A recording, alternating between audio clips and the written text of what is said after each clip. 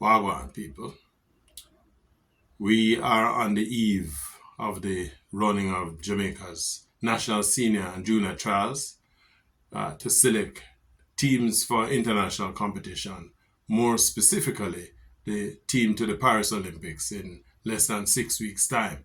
And there's this big blowout going on between the JOA and the Jamaica Olympic Association. Makes you wonder what is happening with our leadership. We see the same thing with the Jamaica Football Federation. We see it within our politics. Is it that the death of leadership or the dearth of leadership is really just promising very little by way of a future for our young people?